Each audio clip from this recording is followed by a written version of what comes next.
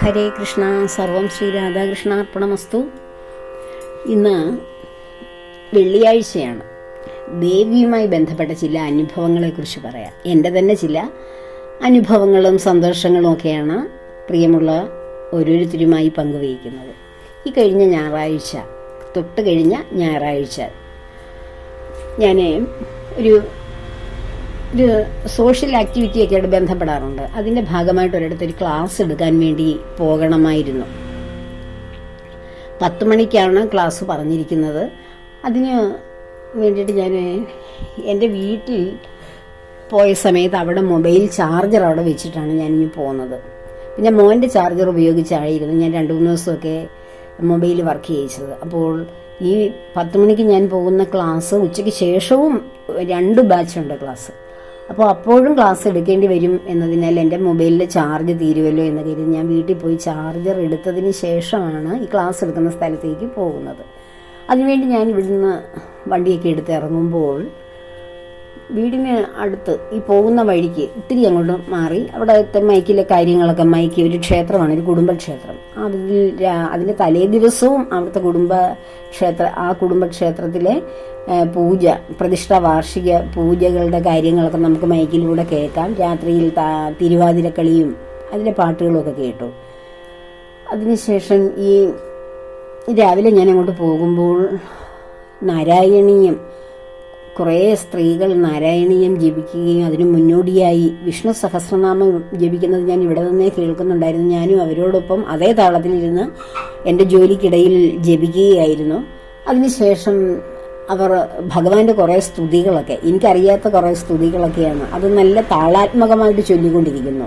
അപ്പോൾ എനിക്ക് വളരെ സമയം അതിക്രമിച്ചിരിക്കുന്നു എങ്കിലും ഞാൻ ഇത്തിരി കൂടി ആ ക്ഷേത്രത്തിൻ്റെ മുന്നിലൂടെ ഇങ്ങനെ സഞ്ചരിച്ച് ഇത്തിരി കൂടി മുന്നോട്ട് ചെന്നപ്പോഴും പൊടുന്നനെ എൻ്റെ വണ്ടി ഞാനങ്ങ് നിർത്തി.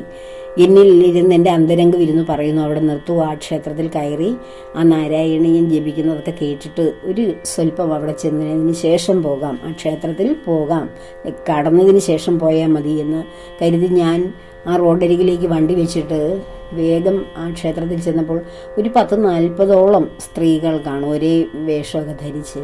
അവരുടെ 3 പേര് കൂടുന്നിടത്തെല്ലാം മൈക്കിരിപ്പുണ്ട്. അങ്ങനെ അവരിങ്ങനെ വളരെ താളാത്മകമായിട്ട് ഭഗവാന്റെയും രാധാദേവിയുടെയും രുക്മിണി ദേവി ആയിരിക്കും അതിനെ ഒരു വശത്ത്. അങ്ങനെ ഭഗവാൻ 2 ദേവിമാരുടെ ഇടയിൽ ഇങ്ങനെ ഇരിക്കുന്ന വിഗ്രഹത്തിൻ്റെ മുന്നിൽ ധാരാളം ഫലങ്ങളും നേർച്ചകളൊക്കെ വെച്ചിട്ട് അതിൻ്റെ മുന്നിൽ നിന്നാണ് ഈ നാരായണീയം വായിക്കുന്ന അമ്മമാരിലെ സ്ത്രീകൾ ഈ ഭഗവാന്റെ സ്തുതികൾ, അത് ഒരേ താളത്തിൽ എല്ലാവരും ധാരാളം നാമങ്ങൾ ഇങ്ങനെ ജപിച്ചുകൊണ്ടിരിക്കുന്നത്. അത് കേട്ടപ്പോൾ അവരിൽ ഒരാളായിട്ട്, അല്ലെങ്കിൽ ആ നാമമൊന്നും അറിയില്ലെങ്കിൽ പോലും നാരായണീയം ജപിക്കാൻ പിന്നീടും സമയം ഒരുപാട് കാണുമായിരിക്കും, അതൊന്നും തുടങ്ങിയിട്ടില്ല, അതിന് മുന്നോടിയായിട്ടുള്ള കാര്യങ്ങളാണ് അവർ ചെയ്യുന്നത്. അതിൻ്റെ അരികിൽ എനിക്ക് ഇരിക്കാൻ കഴിഞ്ഞിരുന്നെങ്കിൽ, അവരോടൊപ്പം താളത്തിൽ അതൊക്കെ ചൊല്ലുവാൻ കഴിഞ്ഞിരുന്നെങ്കിൽ എന്നൊക്കെ തോന്നി. പക്ഷേ സമയക്രമം അതിക്രമിച്ചത് കൊണ്ട് ഞാൻ അവിടെ എല്ലാം, അതൊരു ദേവിയും മഹാശിവനും വാഴുന്ന ഒരു ക്ഷേത്രമാണ്, അവിടെയെല്ലാം തൊഴുതതിന് ശേഷം ഭഗവാനെയൊക്കെ നോക്കി കുറച്ച് നേരം നിന്ന് വീണ്ടും ഞാൻ എൻ്റെ വഴിക്ക് തന്നെ പോയി. അങ്ങനെ ഞാൻ എൻ്റെ വീട്ടിൽ ചെന്നു. വീട്ടിൽ ചെന്നപ്പോൾ എൻ്റെ വീടിൻ്റെ തെക്കേ അരികിലെ ആ തെക്കേ അറ്റത്തെ പറമ്പിലാണ് ഒരു യക്ഷിയമ്മ, ഞാൻ മുൻപെന്നോ പറഞ്ഞിട്ടുണ്ടെന്ന് തോന്നുന്നു. പഴയ കാലം മുതലുള്ള ഒരു യക്ഷിയമ്മയുടെ ഒരു ക്ഷേത്രമാണ്, ഞങ്ങളുടെയൊക്കെ കുടുംബ ആരാധന ക്ഷേത്രം. എൻ്റെ അമ്മയുടെ കുടുംബമാണ് ചെട്ടികുളങ്ങര, അമ്മയുടെ കുടുംബം വേറെ അങ്ങോട്ട് മാറി വളരെ വിപുലമായ ഒരു ക്ഷേത്രമുണ്ട് തൊട്ടേ അടുത്ത് തന്നെ. ഇത് ആ മണ്ണിലെ, ഞങ്ങൾ താമസിക്കുന്ന മണ്ണിലെ ധാരാളം വീട്ടുകാരുടെ എല്ലാവരുടെയും കൂടി ചേർന്നുള്ളത്. അത് പക്ഷെ ഞങ്ങളുടെ പറമ്പിലാണ് ആ ക്ഷേത്രം. അപ്പോൾ പിന്നീട് അത് ആ ഭാഗം തൊട്ട് അങ്ങോട്ടുള്ളത് ആ ക്ഷേത്രത്തിന് വേണ്ടിയിട്ട് വിട്ടുകൊടുക്കുകയാണ് ചെയ്തത്. അതിനുശേഷം അതിന് ചുറ്റുമതിലൊക്കെ ഇട്ടിട്ട് അതിൻ്റെ അരികിൽ ഞങ്ങൾക്ക് വേണ്ടിയുള്ള റോഡ്, അത് ആ റോഡ് ഗേറ്റ് കടന്ന് വീട്ടിലോട്ട് വരികയാണ് ചെയ്യുന്നത്. അപ്പോൾ അവിടെ വന്നപ്പോൾ അവിടെയും വാർഷിക പൂജ, വളരെ കൊട്ടും മേളവും പ്രാർത്ഥനകളും ഒക്കെ. എനിക്ക് വളരെ സന്തോഷം തോന്നി. ഇന്ന് എത്ര കുടുംബക്ഷേത്രങ്ങളിലാണ് ഭഗവാനെയും ദേവിയൊക്കെ ആരാധിക്കുന്നത്. എന്ന് കരുതി ഞാൻ വീട്ടിലോട്ട് വണ്ടി ഓടിച്ച് ഗേറ്റ് തുറന്ന് കയറുകയാണ് ചെയ്യുന്നത്. ഇവിടെ ആ വാതിലിൽ തന്നെ, റോഡിൽ തന്നെ വണ്ടി വെച്ചിട്ട് വേഗം ഞാൻ ഓടിച്ചെരിപ്പൊക്കെ അഴിച്ചു വെച്ചിട്ട് ഈ ക്ഷേത്രത്തിൽ, ഞങ്ങളുടെ പറമ്പിലുള്ള ആ ക്ഷേത്രത്തിലേക്ക് തന്നെ ഓടിച്ചെന്നു. അപ്പോൾ ഞങ്ങളുടെ പരിസരവാസികളൊക്കെ, എൻ്റെ ചെറുപ്പത്തിൽ കണ്ട ഒത്തിരി ചേച്ചിമാരും ചേട്ടന്മാരും അവരുടെ മക്കളും എൻ്റെ കൂടെ ഓടിക്കളിച്ച കുട്ടികളൊക്കെ, അവരും മുതിർന്ന് അവരെല്ലാവരും ഈ വാർഷിക പൂജയിൽ പങ്കെടുക്കാനുണ്ടായിരുന്നു. ഈ കുറച്ച് വർഷങ്ങൾക്ക് മുമ്പ് വരെ ഞാൻ ആ വാർഷിക പൂജ നടക്കുമ്പോഴൊക്കെ ഞാൻ വീട്ടിലൊക്കെ കാണും. പക്ഷെ ഇവരെ ആരും ഞാൻ കണ്ടിട്ടില്ല. അവിടെ ഞാനും അച്ഛനും അമ്മയും ഞങ്ങളുടെ പരിസരവാസികളും ഒക്കെ ആയിട്ടുള്ള കുറച്ച് പേരെ അവിടെ കാണുകയുള്ളൂ വാർഷികത്തിന് വരുമ്പോൾ. പക്ഷേ ഈ കുടുംബവും ആ കുടുംബത്തിൽ നിന്ന് പോയവരും എല്ലാവരും ഇപ്പോൾ ഉണ്ട്. ഇങ്ങനെ ഞാനിപ്പോൾ ആലോചിച്ചു, എല്ലാവരും ആത്മീയ പാതയിലേക്ക് അവരുടെ തലമുറകളൊക്കെ ആയി വന്നപ്പോൾ ആ തലമുറകളെ ഈ ദുഷിച്ച കാലഘട്ടത്തിൽ നിന്ന് രക്ഷിക്കാൻ എല്ലാവരും അവനവൻ്റെ വേരുകൾ തേടി വരുന്നതിൻ്റെ ഒരു ലക്ഷണമാണ് ഈ ക്ഷേത്രങ്ങളിലെല്ലാം കാണുന്നത്, കുടുംബക്ഷേത്രങ്ങൾ. എൻ്റെ അതായത് ഞാൻ താമസിക്കുന്ന ചെട്ടികുളങ്ങര അമ്മ, കുഞ്ചുമാങ്ങയ്ക്കൊക്കെ പ്രശസ്തമായ ചെട്ടികുളങ്ങര അമ്മ, അതിൻ്റെയൊക്കെ കഥ നിങ്ങൾക്കെല്ലാം അറിയാമല്ലോ എന്ന് കരുതിയാണ് ഭരണിയുടെ സമയത്തൊക്കെ ഞാൻ അതിനെക്കുറിച്ച് പറയാതിരുന്നത്. പിന്നീട് ഞാൻ കേട്ടു, ചെട്ടികുളങ്ങരയായിട്ട് ബന്ധമില്ലാത്ത വേറെ കേട്ടറിഞ്ഞവരൊക്കെ കുഞ്ചുമാങ്ങയുടെ കഥയൊക്കെ ഇരുന്ന് പറയുന്നത് ഞാൻ കേട്ടപ്പോൾ എനിക്ക് അതിശയം തോന്നി. അപ്പോൾ ഇതൊക്കെ ഞങ്ങളുടെ വ്യക്തമായിട്ട് അലിഞ്ഞു കിടക്കുന്നതാണ്. ആ കഥയും അമ്മയും അവിടുത്തെ ഉത്സവങ്ങളും, അവിടുത്തെ ഒരു മണൽത്തരിക്ക് പോലും ഞങ്ങളുടെയൊക്കെ വിയർപ്പിൻ്റെ ഗന്ധം ഉണ്ടാവും. അതുപോലെ അവിടെ കിടന്ന് ഓടിക്കളിച്ചവരാണ് ഞങ്ങളെല്ലാവരും, ആ നാട്ടിലുള്ള എല്ലാ ആണും പെണ്ണും. അപ്പോൾ അവിടെ എൻ്റെ വീടിൻ്റെ പരിസരത്ത് അവിടെ ഒരു സർപ്പക്കാവുണ്ടായിരുന്നു. അവിടെയാണ് ഞങ്ങൾ താമസിക്കുന്ന, അതായത് ഞങ്ങളുടെ ആ കുടുംബത്തിൻ്റെ പൂർവികരായിട്ടുള്ളവർ വളരെ താന്ത്രികരൊക്കെയാണ്. ഓരോ കർമ്മങ്ങളൊക്കെ ചെയ്യുന്ന യോഗീശ്വരന്മാരായിട്ട് അവരെ അവിടെ ഇരുത്തിയിട്ടുണ്ട് ഈ ക്ഷേത്രത്തിൽ തന്നെ. അവരിൽ ഒരാൾ പണ്ടെന്നോ ഇങ്ങനെ ഒരേ താന്ത്രിക കർമ്മങ്ങളും ഒക്കെ ചെയ്യാൻ വേണ്ടി അവിടെ ഇവിടെയൊക്കെ നടന്ന കൂട്ടത്തിൽ ഈ പിശാചികളെയും യക്ഷിയെയും ഗന്ധർവന്മാരെയൊക്കെ ഒഴിപ്പിക്കുന്ന ചടങ്ങൊക്കെ ചെയ്യുന്നവരായിരുന്നു. അങ്ങനെ ഒഴിപ്പിച്ച ഒരു അമ്മയാണത്. ആ അമ്മയെ ഇവർ കൂട്ടിക്കൊണ്ടിഞ്ഞ് പോന്നു. അപ്പോൾ ആ മുതുമുത്തശ്ശനായ ആ യോഗീശ്വരൻ മുത്തശ്ശൻ്റെ അമ്മയ്ക്ക് കൂട്ടിനായിട്ടൊരു പെൺകുട്ടിയായിട്ടാണ് കൊണ്ടു കൊടുത്തത്. ആ പെൺകുട്ടിയും അമ്മയും കൂടി ഇങ്ങനെ അമ്മയ്ക്ക് ഒറ്റയ്ക്ക് നിൽക്കുമ്പോൾ ഈ മകൻ അവിടെ ഇവിടെയൊക്കെ ഇങ്ങനെ മാന്ത്രിക കാര്യങ്ങൾക്കൊക്കെ പോകുമ്പോൾ ഈ അമ്മയ്ക്ക് കൂട്ടിന് വേണ്ടി കൊണ്ടുവന്ന പെൺകുട്ടിയാണ്, വഴിയിൽ നിന്ന് കിട്ടിയതാണെന്ന് പറഞ്ഞാണ് ഈ കുട്ടിയെ കൊണ്ട് കൊടുത്തത്. അങ്ങനെ തലയിൽ ഇങ്ങനെ പെയിനിനെയൊക്കെ നോക്കിക്കൊണ്ട് അമ്മ ഇരിക്കുമ്പോൾ തലയിൽ എന്തോ ഒരു ചെറിയ മുള്ളു കൊണ്ടിരിക്കുന്ന പോലെ കണ്ടിട്ട് ഈ മോളുടെ തലയിൽ എന്തോ കൊണ്ടിരിക്കുന്നല്ലോ എന്ന് പറഞ്ഞ് അമ്മ അതെടുത്ത് കളഞ്ഞപ്പോഴത്തേക്ക് ആ പെൺകുട്ടി അപ്രത്യക്ഷയായിപ്പോയി. അപ്പോൾ ഈ യോഗീശ്വരൻ അതിനെ എവിടെയോ ഇങ്ങനെ ഒഴിച്ചതിനെ ആണിയൊക്കെ അടിച്ചു കൊണ്ടുവരിക എന്ന് കേട്ടിട്ടില്ലേ? അങ്ങനെ കൊണ്ടുവന്ന പെൺകുട്ടി ഒരു യക്ഷിയമ്മയായിരുന്നു. ആ മന്ത്രസിദ്ധിയുള്ള ആ ആണിയൊക്കെ ഊരി കളഞ്ഞപ്പോഴത്തേക്ക് ദേവി വന്ന വഴി തന്നെ തിരികെ പോയി. അപ്പോൾ ദിവസങ്ങൾ കഴിഞ്ഞാണ് ഈ മാന്ത്രികനായ മകൻ തിരിച്ചു വന്നപ്പോൾ അമ്മ ഈ കാര്യം പറഞ്ഞപ്പോൾ ഈ മകനാകെ ബുദ്ധിമുട്ടായി. ഒരു ദേശത്തെന്തോ ബുദ്ധിമുട്ട് നടത്തിയ ഒരു യക്ഷിയമ്മയാണ് മകൻ തളച്ചു കൊണ്ടുവന്നിരുന്നത്. വീണ്ടും ആ സ്ഥലത്ത് പോയി ആ ദേവിയെ കൊണ്ടുവന്നു. അങ്ങനെയാണ് ഞങ്ങളുടെ ഈ തെക്കേ അറ്റത്തുള്ള ആ പറമ്പിൽ ഒരു ശിലയുണ്ട്. ആ ശിലയിലാണ് ആ ദേവിയെ ഇരുത്തിയിരിക്കുന്നത്. പിന്നീട് അത് വനദുർഗയൊക്കെ ആക്കി മാറ്റി ചെയ്തത്. അങ്ങനെ അവിടെ ഇരുത്തിയിട്ട് ഒരു ഓല മേഞ്ഞ ഒരു അമ്പലമായിരുന്നു എൻ്റെ ചെറുപ്പത്തിലെ. ആ ദേവിയെ അവിടെ ഇരുത്തിയതിന് ശേഷം ഓല മേഞ്ഞ അമ്പലം. ഞാൻ ഒരു നിവർന്നൊക്കെ നടന്ന് നിലവിളക്കൊക്കെ കൊളുത്തുവാനുള്ള ഒരു സമയമായ കാലം മുതൽ ഞാനായിരുന്നു അവിടെ നിലവിളക്ക് കൊളുത്തുന്നത്, രാവിലെയും വൈകുന്നേരവും ഒക്കെ. വീട്ടിൽ നിലവിളക്ക് കൊളുത്തുമ്പോഴും വീടിന് നിർബന്ധമായിട്ടും തെക്കുവശത്തോടൊരു വാതിൽ തന്നെ ഇട്ടിട്ടുണ്ടായിരുന്നു പൂജാമുറിക്ക്. അവിടേക്ക് ദർശനം ആ വിളക്ക് കാണാൻ വേണ്ടിയായിരുന്നു. അങ്ങനെ ഒരു വാതിൽ പോലും വീടിൻ്റെ വാസ്തു വെച്ചിട്ട് ചെയ്തതെന്ന് അമ്മയും അച്ഛനൊക്കെ പറഞ്ഞ് ഞാൻ കേട്ടിട്ടുണ്ട്. അപ്പോൾ അവിടെ ഒരിങ്ങനെ കാവാണ്. കാവിൻ്റെ മുൻവശത്താണ് ഈ ദേവിയുടെ, അത് എല്ലാ വർഷവും അത് മേയുകയൊക്കെ ചെയ്യും അമ്പലം. അങ്ങനെ അത് ചെയ്ത് അതിൻ്റെ ഫ്രണ്ടിൽ വലിയ ചൂരൽക്കാവ്. ആ ചൂരൽക്കാവിൽ ഞങ്ങൾ കുട്ടികളൊന്നും കളിക്കാൻ പോകില്ല. ഈ ക്ഷേത്രത്തിന് പുറകിലായിട്ട് ഞങ്ങളുടെ പറമ്പിൻ്റെ തെക്കേ അറ്റമാണത്. അവിടെ ഞങ്ങൾ വെക്കേഷൻ സമയത്ത് ഞങ്ങളെല്ലാവരും, അത് കുട്ടികളാണ്, മുതിർന്ന പെൺകുട്ടികൾ, എൻ്റെ ചേച്ചിമാരൊന്നും അതിലെങ്ങും പോകില്ല. അവരുടെ കുട്ടിക്കാലത്ത് അവരും അവിടെയൊക്കെ ഓടിക്കളിച്ചിട്ടുണ്ട്. പക്ഷെ മുതിർന്ന കുട്ടികളായി കഴിഞ്ഞാൽ പിന്നെ അവിടെയൊക്കെയെങ്കിലും ഞങ്ങളെ കയറ്റത്തില്ലായിരുന്നു. അപ്പോൾ അവിടെയൊക്കെ ഓടിക്കളിച്ച ആ വനത്തിലെ ഘോര വനമായിരുന്നു. അതിനകത്തിൽ നിന്ന് പല പല കിളുങ്ക് ചെടികളും അതിൻ്റെ തളിരുകളും ഒക്കെ എടുത്ത് ഞങ്ങൾ അരിയും കൂട്ടാനും അച്ഛനും അമ്മയൊക്കെ കളിക്കുമ്പോൾ ചോറും കറിയൊക്കെ വെക്കാൻ വേണ്ടിയിട്ട് ഓരോന്ന് തീയലാണ്, അവിയലാണ്, തോരനാണ് എന്നൊക്കെ പറഞ്ഞ് അതിൽ നിന്ന് ഒരു കിളുന്ത ഇലകളും കായ്കളും ഒക്കെ പറിച്ചെടുക്കുമായിരുന്നു. അങ്ങനെ ഞാൻ ആ ദേവിയുടെ യക്ഷിയമ്മയുടെ ഒരു പ്രിയപ്പെട്ട മോളായി അങ്ങ് മാറി. സത്യത്തിൽ ഞാൻ ദിവസവും വിളക്കൊക്കെ കത്തിച്ച്, എനിക്കവിടെ വലിയ ഘോരരൂപിണിയായ യക്ഷിയമ്മയാണ് ഇരിക്കുന്നതെന്നൊന്നും അറിയത്തില്ലായിരുന്നു. പിന്നീട് ഓരോരുത്തർ പറഞ്ഞിട്ടാണ് നമ്മളവിടെ ഇങ്ങനെ ദീപം കൊളുത്താൻ പറയുന്നു. നമ്മൾ പോയി കുളിച്ചിട്ട് ഓടി ചെന്ന് ദീപം കൊളുത്തിയിട്ട് പ്രാർത്ഥിച്ചിട്ട് ഓടി വരുന്നു. ഞാൻ വലുതായി കോളേജിലൊക്കെ പഠിച്ചുകൊണ്ടിരുന്ന സമയത്ത് എനിക്ക് എന്തോ ഒരു പനിയോ ബുദ്ധിമുട്ടോ ഏതാണ്ട് വന്നു. ഞാൻ രാത്രിയിൽ ഇങ്ങനെ ഉറങ്ങാതെ കിടക്കുകയാണ്, ചൂടും പനിയൊക്കെ കാരണം. അമ്മയും അച്ഛനും ആങ്ങളെയൊക്കെ ഉണ്ട്, അവർ അടുത്തടുത്ത മുറികളിലൊക്കെയാണ്. അപ്പം ഞാൻ ഇങ്ങനെ പുസ്തകമൊക്കെ പഠിച്ചിട്ട് ആ പുസ്തകം ഒക്കെ കട്ടിലേ വെച്ച് ആ തലക്കീഴ് വെച്ചിട്ട് അതിൻ്റെ മണ്ടയിലൊക്കെ കിടന്നങ്ങ് ഉറങ്ങിപ്പോവും. അങ്ങനെ കിടന്നുറങ്ങുന്ന ഒരു അവസരത്തിൽ, ഇങ്ങനെ മയങ്ങിയ ഒരു അവസരത്തിൽ എനിക്ക് നല്ല വേദനയൊക്കെ, ശരീരവേദനയൊക്കെ എനിക്ക് തോന്നുക. അപ്പോൾ എൻ്റെ കട്ടിലിൻ്റെ അരികിൽ ഒരു വെള്ള വസ്ത്രമൊക്കെ ധരിച്ച് സുന്ദരിയായ ഒരു യുവതി വന്നിരുന്നിട്ട് എൻ്റെ നെറ്റിയിൽ ഇങ്ങനെ തലോടുന്നു, എൻ്റെ ശരീരത്തൊക്കെ ഇങ്ങനെ തലോടുന്നു, ചൂടുള്ള കഴുത്തിലുമൊക്കെ. അപ്പോൾ വളരെ സുന്ദരി. ആ പല്ലിൻ്റെ വെണ്മയും ആ മുഖത്തിൻ്റെ ചൈതന്യവും ഇങ്ങനെ എന്നെ ഇങ്ങനെ ചരിഞ്ഞ് തൊടുമ്പോൾ ഇങ്ങനെ ഉതിർന്ന് കിടക്കുന്ന മുടിയും ആ മുടിയിൽ നിന്ന് വരുന്ന മുല്ലപ്പൂവിൻ്റെ ഗന്ധമൊക്കെ എൻ്റെ മൂക്കിൽ ഇപ്പോഴും ഉണ്ട്. അപ്പോൾ എന്നെ ഇങ്ങനെ തഴുകിയിട്ട് ഇങ്ങനെ പോകുന്നതായിട്ട് ഞാൻ കാണുന്നുണ്ട്. പിറ്റേന്ന് രാവിലെ ആയപ്പോൾ എനിക്ക് പനിയില്ല, ചൂടുമില്ല, ഒന്നുമില്ല. എനിക്ക് അങ്ങനെ അസുഖങ്ങളൊന്നും കുട്ടിക്കാലത്തും ഇല്ല. ഭഗവാന്റെ അനുഗ്രഹം കൊണ്ട് ഇപ്പോഴും അങ്ങനെ ഉണ്ടാവാറില്ല.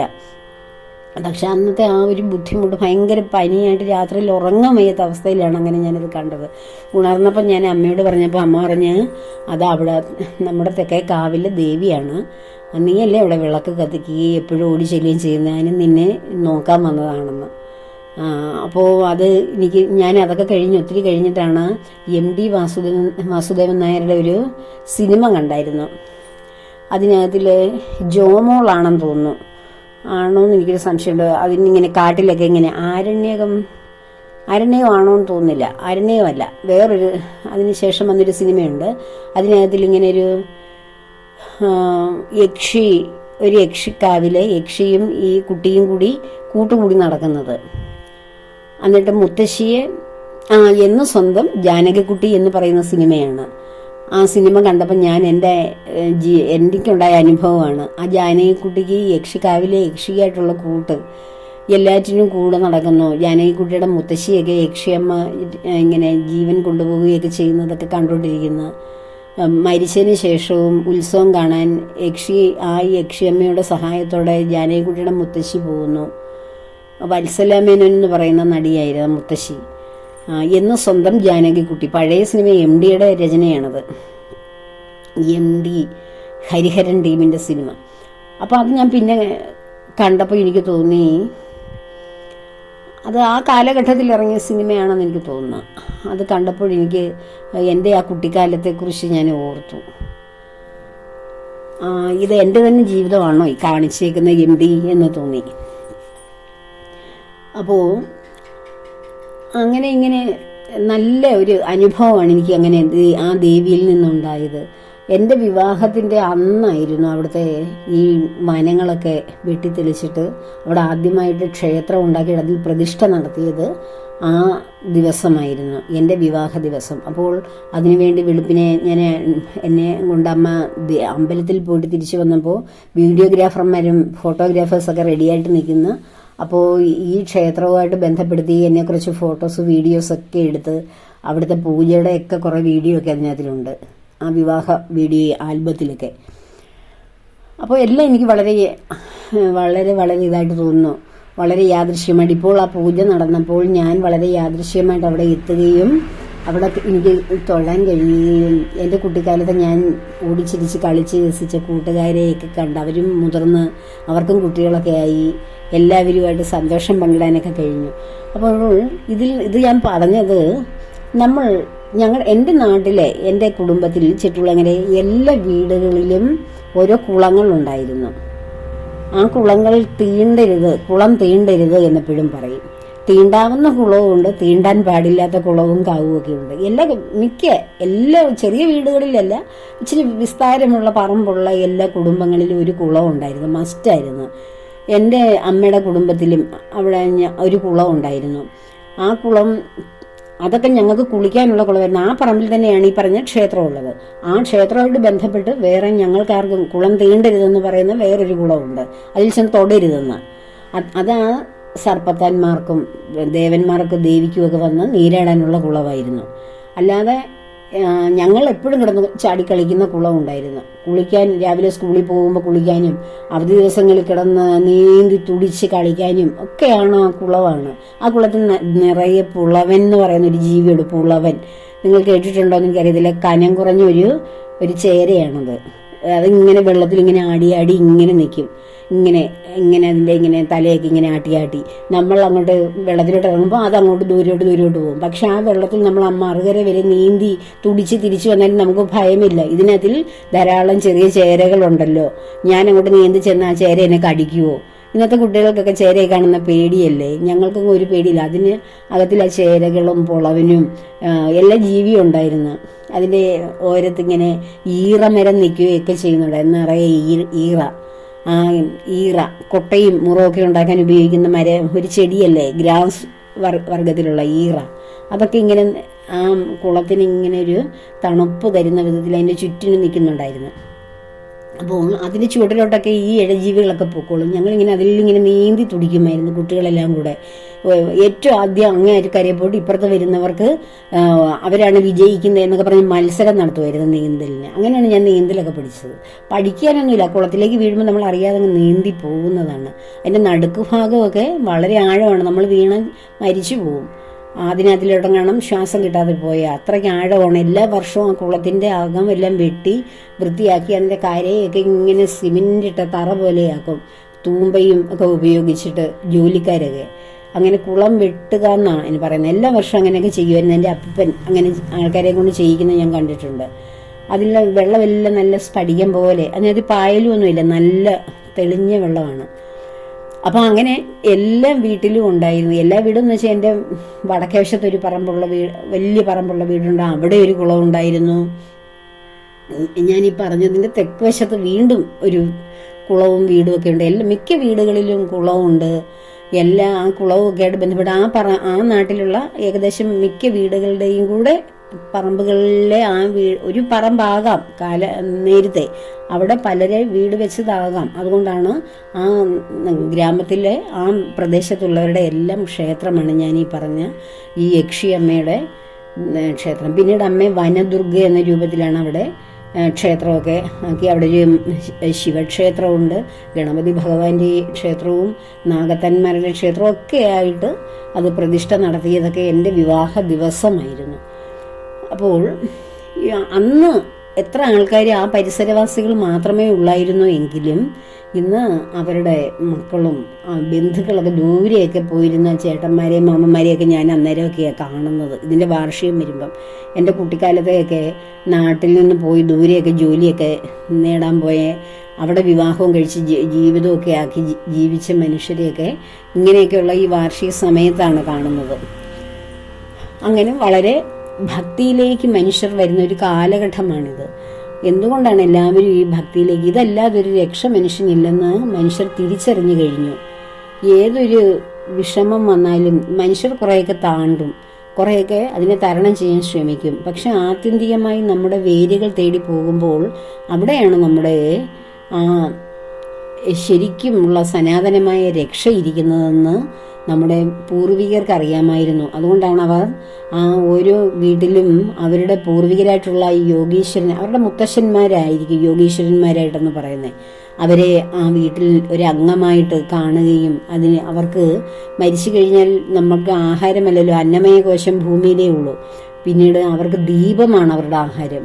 ആ ദീപം കൊളുത്തി അവരുടെ ആത്മാവിനെ സംതൃപ്തിപ്പെടുത്തി ഈ അടുത്ത തലമുറയോടൊപ്പം അവരുടെ ചൈതന്യവും നിലനിർത്തി പോരുന്നത് അതുകൊണ്ടാണ്. പിന്നീട് വരുന്ന കാലഘട്ടത്തിൽ അതെന്തിനാണെന്നും അത് ആരാണെന്നും അവർക്ക് നിത്യേന ദീപം കൊളുത്തിയാൽ എന്താണ് ഗുണം അല്ലെങ്കിൽ ദോഷം എന്നൊന്നും അറിയാൻ വയ്യാതെ അതിനെ തിരസ്കരിച്ചു പോകുന്ന ധാരാളം പേരുണ്ട്. ഇന്നത്തെ തലമുറ ഇതിനെയൊക്കെ ധിക്കരിക്കുകയും തിരസ്കരിക്കുകയും ചെയ്യുന്ന ഒരു സാഹചര്യമാണ്. പക്ഷെ നമ്മുടെ വീട്ടിലുള്ള മുതിർന്നവർ, നമ്മെപ്പോലെ നമ്മുടെ അമ്മമാർ ഒക്കെ ഈ വരുന്ന തലമുറയോട് ഇതിൻ്റെ പ്രാധാന്യം പറഞ്ഞ് മനസ്സിലാക്കി കൊടുത്താൽ നമ്മുടെ വീട്ടിൽ അങ്ങനെ, അല്ലെങ്കിൽ നമ്മുടെ കുടുംബത്തിൽ അങ്ങനെ ഒരു ക്ഷേത്രമോ അല്ലെങ്കിൽ അങ്ങനെ ഒരു യോഗീശ്വരനെയോ അല്ലെ ഏതെങ്കിലും നമ്മുടെ പൂർവികരായിട്ടുള്ള ദേവിയെയോ ഒക്കെ വെച്ചിട്ടുണ്ടെങ്കിൽ അവരെ ആരാധിക്കുകയും അവർക്ക് വേണ്ടി നിത്യേന ദീപം നമ്മെ കൊണ്ട് കഴിയുന്ന അത്രയും കാലം ഇല്ലെങ്കിൽ അടുത്ത ആൾ അതിന് ഉണ്ടായിക്കോളും. അങ്ങനെ ചെയ്തു പോയാൽ നമ്മുടെ തലമുറയ്ക്കും നമ്മുടെ ആ കുടുംബങ്ങൾക്കും സമൂഹത്തിനും ഒക്കെയാണ് അതിൻ്റെ നന്മ. നമ്മളിപ്പോൾ ജീവിച്ചിരിക്കുമ്പോൾ നമ്മൾ നമ്മുടെ കുടുംബത്തിലുള്ളവർക്കൊരു രക്ഷയാകുന്നു. പക്ഷെ നമ്മൾ ഒരു നല്ല സത്കർമ്മിയായിട്ട് മരിക്കുകയാണെങ്കിൽ നമ്മുടെ ആത്മാവ് കൊണ്ട് നമ്മുടെ കുടുംബത്തിലുള്ളവർക്ക് മാത്രമല്ല, നമ്മുടെ പ്രദേശത്തുള്ളവർക്ക്, നാടിനും ലോകത്തിനും എല്ലാം നന്മയാണ്. ഞാൻ മഹാകുംഭമേളയിൽ പോയപ്പോൾ അവിടെ ധാരാളം ഈ വൃന്ദാവനത്തിൽ നിന്ന് വന്ന സ്വാമിമാരെയും സ്വാമിനിമാരെയൊക്കെ കണ്ടു.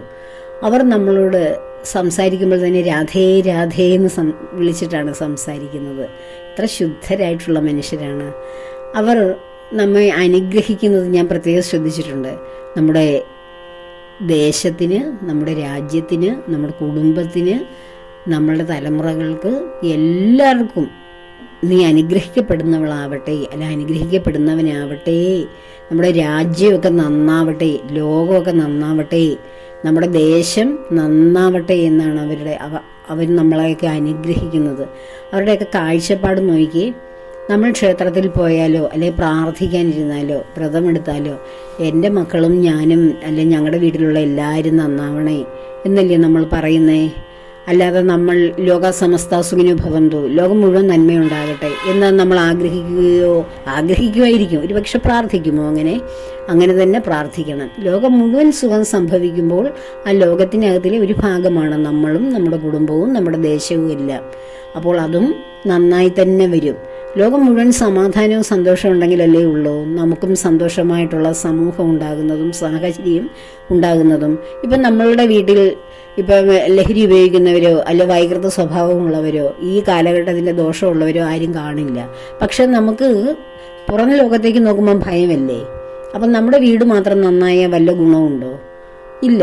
നമ്മുടെ വീട്ടിലുള്ളവർ പുറത്തേക്ക് ഇറങ്ങി പോകുമ്പോൾ ആ സമൂഹവും നന്നാവണം, ആ സ്ഥലവും രാജ്യവും ഒക്കെ നന്നാവണം, അവിടെ എല്ലാം സമാധാനം ഉണ്ടാവണം. ഇപ്പം നമ്മുടെ കുട്ടികൾ വിദേശത്തേക്ക് വിടുന്നു, അവിടെ എന്തെങ്കിലും യുദ്ധമോ അല്ലെങ്കിൽ വേറെ ഏതെങ്കിലും നമ്മുടെ രാജ്യവും ആ രാജ്യവുമായിട്ട് എന്തെങ്കിലും ശീതസമരങ്ങളോ പ്രശ്നങ്ങളോ അങ്ങനെയൊക്കെ ഉണ്ടെന്ന് അറിഞ്ഞാൽ നമുക്കപ്പം വിഷമമല്ലേ. എൻ്റെ കുട്ടി പോയിരിക്കുന്നിടത്ത് എന്താണോ പ്രശ്നം, ഇന്ത്യക്കാരെ അവർക്ക് ഇഷ്ടമല്ല, അപ്പോൾ ഇന്ത്യയിൽ നിന്ന് പോയവരെ എവിടെയൊക്കെ എങ്ങനെയായിരിക്കും പെരുമാറുന്നത് എന്നൊക്കെ നമുക്ക് തോന്നില്ലേ. അപ്പോൾ നമ്മുടെ സ്ഥലത്തുള്ള സാമൂഹിക അന്തരീക്ഷം മാത്രം പോരാ നന്നാവുന്നത്. നമ്മുടെ വീട് വളരെ ചെറിയൊരു യൂണിറ്റാണ്, സോഷ്യൽ യൂണിറ്റ്. അത് നന്നായാലൊന്നും നമ്മൾക്ക് സ്വസ്ഥത കിട്ടില്ല. നമ്മുടെ സമൂഹം നന്നാവണം, അത് കഴിഞ്ഞ് നമ്മുടെ രാജ്യം നന്നാവണം. രാജ്യം നന്നായി മാത്രം പോരാ, ഞാൻ ഈ പറഞ്ഞതുപോലെ രാജ്യത്തിനും പുറത്തായിരിക്കും നമ്മുടെ തലമുറകളൊക്കെ പഠനത്തിനും ജോലി അന്വേഷിച്ചുമൊക്കെ പോകുന്നത്. അപ്പോൾ ആ രാജ്യങ്ങൾ തമ്മിലും സ്വരച്ചേർച്ച വേണം. അങ്ങനെ നോക്കുമ്പോൾ ലോകം മുഴുവൻ സുഖമായിട്ടിരിക്കുന്നതല്ലേ നല്ലത്. ലോക സമസ്ത സുഖിനോ ഭവന്തു എന്ന് നമ്മുടെ ആചാര്യന്മാർ, സനാതന ധർമ്മത്തിൻ്റെ മൂലവാക്യമാണത്. അത് എന്തുകൊണ്ടാണത് പറഞ്ഞത്? ലോകത്തിൻ്റെ പല ഭാഗങ്ങളിലേക്കാണ് നാം സഞ്ചരിക്കുന്നത്. അങ്ങനെ സഞ്ചരിക്കുമ്പോൾ അവിടെ എല്ലാം പ്രശ്നങ്ങളോ അല്ലെ പ്രതിസന്ധികളൊക്കെ ഉണ്ടായിക്കഴിഞ്ഞാൽ അവിടെയൊക്കെ ആരുടെയെങ്കിലും മനസ്സിന് സ്വസ്ഥതയുണ്ടോ? നമ്മുടെ വീട്ടിലുള്ളവരെല്ലാം സമ്പന്നരും അല്ലെങ്കിൽ എല്ലാ ഭൗതിക സാഹചര്യങ്ങളും എല്ലാം നിറഞ്ഞവരും ആയിരിക്കും. പക്ഷെ ഇവിടെ നിന്ന് ആ വീട്ടിൽ തന്നെയാണോ നാം ജീവിക്കുന്നത്? അപ്പോൾ നമ്മുടെ വീട്ടിലുള്ളവർ നന്നാവണേ, എൻ്റെ കുഞ്ഞുങ്ങൾ, മക്കൾ, ഭർത്താവ്, ഭാര്യ, അച്ഛനമ്മ എല്ലാം നന്നായിരിക്കണേ എന്നതിനേക്കാൾ എത്രയോ വലിയ പ്രാർത്ഥനയാണ് ലോകാ സമസ്ത സുഖിനോ ഭവന്തു, ലോകം മുഴുവൻ നന്നായിരിക്കട്ടെ. നമ്മളെല്ലാം ലോകത്തിലേക്ക് ഇറങ്ങുന്നവരാണ്. ലോകം മുഴുവൻ നന്നായിരിക്കണം. അങ്ങനെ തന്നെ വേണം പ്രാർത്ഥിക്കേണ്ടത്. അങ്ങനെ നമ്മുടെ മനസ്സ് വളരെ വലുതാകണം. മനസ്സ് വളരെ വലുതാകുന്നത് എന്തുകൊണ്ടാണ്? നമ്മുടെ ലോകം വലുതാകണം. നമ്മൾ നമ്മുടെ വീട്ടിൽ തന്നെ മക്കളെയും ഭാര്യയും ഭർത്താവും കുഞ്ഞുങ്ങളും കുട്ടിയും എല്ലാമായിട്ട് ഇങ്ങനെ ഇരിക്കുവാണോ? അല്ല. കുട്ടികൾ സ്കൂളിൽ പോകുന്ന പ്രായമാകുമ്പോൾ അവർ സ്കൂളിൽ പോകുന്നു, അത് കോളേജിൽ പോകേണ്ട പ്രായമാകുമ്പോൾ കോളേജിൽ പോകുന്നു, തൊഴിൽ അന്വേഷിക്കേണ്ട പ്രായമാകുമ്പോൾ അതിന് പോകുന്നു. അതെല്ലാം നമ്മുടെ കുടുംബത്തിനകത്തിരുന്ന് ചെയ്യുന്ന കാര്യമാണോ? അല്ല. നമ്മൾ സമൂഹത്തിലേക്ക്, സ്കൂൾ ഒരു സമൂഹമല്ലേ, ഒരു സോഷ്യൽ യൂണിറ്റ് അല്ലേ. അവിടെ നന്നായിരുന്നാലല്ലേ നമ്മളുടെ പോകുന്ന കുട്ടി നന്നായിരിക്കൂ. അല്ലെങ്കിൽ അവർ മോശം കാര്യങ്ങൾ പഠിച്ചിട്ട് അവർ മോശമായിട്ടുള്ളവരായിട്ടല്ലേ തിരിച്ചു വരുന്നത്. ഞാൻ സ്വാമി വിവേകാനന്ദൻ്റെ ജീവചരിത്രം വായിച്ചപ്പോഴാണ് ഒരിക്കൽ വായിച്ചപ്പോൾ ഞാൻ അതിലൊരു ഭാഗം ഓർക്കുന്നു. ഈ നരേൻ എന്ന് പറയുന്ന കുട്ടിയായിരുന്നല്ലോ സ്വാമി വിവേകാനന്ദനായി മാറിയത്. അദ്ദേഹം സ്കൂളിൽ പോയിട്ട് വരുമ്പോൾ, ചെറിയ കുട്ടിയായിട്ടിരിക്കുമ്പോൾ സ്കൂളിൽ വിട്ടിട്ട് തിരികെ വരുമ്പോൾ നല്ല ചീത്തവാക്കൊക്കെ വീട്ടിൽ വന്നിട്ട് പറയും. ചേച്ചിമാരൊക്കെ ഉണ്ടായിരുന്നു, അവരെയും അമ്മയെല്ലാം. അപ്പോൾ ഈ അച്ഛൻ അത് കേട്ടിട്ട് അച്ഛൻ ചോദിച്ചു, ഈ കുട്ടി എന്താ ഇങ്ങനെയൊക്കെ സംസാരിക്കുന്നത്? ഇവൻ ഈ ചീത്തയൊക്കെയല്ലേ എവിടുന്നെല്ലാം പഠിച്ചു? അപ്പോൾ നീ എവിടുന്നാ പഠിച്ച മോനെ എന്നൊക്കെ ചോദിച്ചപ്പോൾ എൻ്റെ സ്കൂളിൽ നിന്നാണ് പഠിച്ചതെന്ന്. അപ്പോഴേ അച്ഛൻ പറഞ്ഞു, മോൻ ഇനി സ്കൂളിൽ പോകണ്ട. സ്കൂളിൽ പോകുന്ന എന്തിനാ? നല്ലത് പഠിച്ചിട്ട് വരാനാണ്. അപ്പോൾ സ്കൂളിൽ പോകുന്ന കുട്ടി നല്ലതല്ലാത്ത മോശം കാര്യം പഠിച്ചിട്ട് വരുവാണെങ്കിൽ പിന്നെ സ്കൂളിൽ പോകുന്നത് കൊണ്ട് വല്ല കാര്യമുണ്ടോ? എന്നിട്ട് വേറെ അധ്യാപകരെയൊക്കെ വീട്ടിലിരുത്തി അതാത് വർഷങ്ങളിലൊക്കെ പ്രധാനപ്പെട്ട പരീക്ഷ വരുമ്പോൾ പരീക്ഷ എഴുതിച്ചാണ് നരേന്ദ്രൻ പഠിച്ച് വലിയ ആളായി മാറി സ്വാമി വിവേകാനന്ദനായി അമേരിക്കയിലെ ഷിക്കാഗോയിൽ ലോക സർവമത സമ്മേളനത്തിൽ ഭാരതീയ ധർമ്മത്തെക്കുറിച്ച് സംസാരിക്കാൻ, സനാതന ധർമ്മത്തെക്കുറിച്ച് സംസാരിക്കാൻ ഭഗവാൻ ഒരു ഉപകരണമാക്കിയ ഒരു ആളാണ് സ്വാമി വിവേകാനന്ദൻ. അപ്പോൾ അങ്ങനെയാണ് അദ്ദേഹം ലോകം മുഴുവൻ വളർന്നത്. അങ്ങനെ അത് ഭാരതീയ ദർശനങ്ങളാണ് അദ്ദേഹം അവിടെ ചെന്ന് ആ ലോകം സർവമത സമ്മേളനത്തിൽ വിശദീകരിച്ചത്. എൻ്റെ ധർമ്മമാണ് ലോകത്തിൻ്റെ ഈറ്റില്ലം, സംസ്കാരത്തിൻ്റെ ഈറ്റില്ലം എൻ്റെ നാടാണ്. എൻ്റെ ധർമ്മം സനാതന ധർമ്മമാണ് മറ്റെല്ലാ ധർമ്മങ്ങളുടെയും മാതാവ്. ഈ ധർമ്മത്തിൽ ഞാൻ ജനിച്ചു ജീവിച്ചു, ആ ധർമ്മം ഞാൻ പ്രചരിപ്പിക്കുന്നു എന്നതിൽ ഞാൻ അങ്ങേയറ്റ അഭിമാനമുള്ള ആളാണ് എന്ന് പറഞ്ഞാണ് അദ്ദേഹം തൻ്റെ മതമായ ആ ഹൈന്ദവ സനാതന ധർമ്മത്തെക്കുറിച്ച് ലോകത്തിനോട് വിളിച്ചൂതിയത്. നമ്മൾ നമ്മുടെ രാജ്യത്തോട്, നമ്മുടെ മാതൃരാജ്യത്തോടും മാതൃരാജ്യത്തിൻ്റെ ധർമ്മത്തോടും ആധ്യാത്മിക മൂല്യങ്ങളോടും എപ്പോഴും ചേർന്ന് ജീവിക്കുന്നവരായിരിക്കണം, രാജ്യസ്നേഹമുള്ളവരായിരിക്കണം. നമ്മുടെ ആ ധർമ്മത്തോട് 100% അടുപ്പവും മാനസിക ഐക്യവുമുള്ളവരായിരിക്കണം. ആ ധർമ്മം എവിടെ മുറിവേൽക്കപ്പെടുന്നു അപ്പോൾ നമ്മുടെ രക്തം തിളയ്ക്കണം. അല്ലാതെ നിസ്സാരമായ മതം പറഞ്ഞും രാഷ്ട്രീയം പറഞ്ഞും അല്ലെങ്കിൽ സമ്പത്തിൻ്റെയും പദവിയുടെയൊക്കെ കാര്യം പറഞ്ഞിട്ടല്ല നമ്മുടെ ചോര തിളയ്ക്കേണ്ടത്. നമ്മുടെ ധർമ്മത്തെയും നമ്മുടെ മാതൃരാജ്യത്തെയും എവിടെ ഹനിക്കുന്നോ അവിടെ നമ്മൾ ഉണരണം, നമ്മൾ ഊർജ്ജസ്വലരാകണം. അതുകൊണ്ടാണ് സ്വാമി പറഞ്ഞത് വിവേകാനന്ദൻ, ഉത്തിഷ്ഠത ജാഗ്രത പ്രാപ്യ വരാന്യ നിബോധിത. ഉണരുക, എഴുന്നേൽക്കുക, ജാഗ്രതായിട്ടിരിക്കുക എന്നാ പറഞ്ഞത്. അപ്പോൾ എല്ലാവരും ഉറങ്ങുകയാണോ? ഭാരതത്തിലെ യുവാക്കളോടാണ് അദ്ദേഹം പറഞ്ഞത്. അതുകൊണ്ടാണ് അദ്ദേഹത്തിന് ജന്മദിനം യുവാക്കളുടെ ദിനമായിട്ടാണ് ആചരിക്കുന്നത്. എല്ലാവരും ഉറങ്ങുകയായിട്ടാണോ ഉണരുക, എഴുന്നേൽക്കുക, പ്രവർത്തനോന്മുഖരാകുക എന്ന് പറഞ്ഞത്? അല്ല. അപ്പോൾ ഉറങ്ങിക്കിടക്കുന്ന ജനസമൂഹമാണ് നമ്മുടെ ധർമ്മത്തെക്കുറിച്ച് ബോധമില്ലാതെ, നമ്മുടെ ഭാരതത്തിൻ്റെ പൈതൃകത്തെക്കുറിച്ച് അഭിമാനമില്ലാതെ എങ്ങനെയൊക്കെയോ ഇങ്ങനെ കിടന്ന് അന്ധമായ ആ ഒരു ജീവിതം നയിക്കുന്നവരാണ്. അതിൽ നിന്ന് ഉണർന്നെഴുന്നേൽക്കൂ, ഉറങ്ങുന്നതിൽ നിന്ന് ഉണർന്നെഴുന്നേൽക്കൂ, എന്നിട്ടോ ജാഗ്രതയോടെ ഇരിക്കുക എന്നാണ് സ്വാമി വിവേകാനന്ദൻ നമ്മോട് ഉദ്ഘോഷിപ്പിച്ചത്. അപ്പോൾ അങ്ങനെ ഉള്ള മഹാന്മാരുടെ നാടാണ് നമ്മുടെ ഭാരതം. നമ്മുടെ ഭാരതത്തോടും ഭാരതത്തിൻ്റെ പൈതൃകത്തോടും നാം എപ്പോഴും ചേർന്ന് നിൽക്കണം. അപ്പോൾ എല്ലാവർക്കും ഭഗവാൻ അതിനുള്ള ആ ഒരു വിശാലമായ മനസ്സും ലോകത്തോളം വളർന്ന സംസ്കൃതിയുടെ ഭാഗമാകാൻ കഴിഞ്ഞതിലുള്ള അഭിമാനവും എല്ലാം നമ്മുടെ ഹൃദയത്തിൽ തരട്ടെ എന്ന പ്രാർത്ഥനയോടുകൂടി എല്ലാ കർമ്മങ്ങളും ഭഗവാന്റെയും ദേവിയുടെയും പത്മപാദങ്ങളിൽ ചേർക്കുന്നു. ലോകാ സമസ്ത സുഖിനോ ഭവന്തു.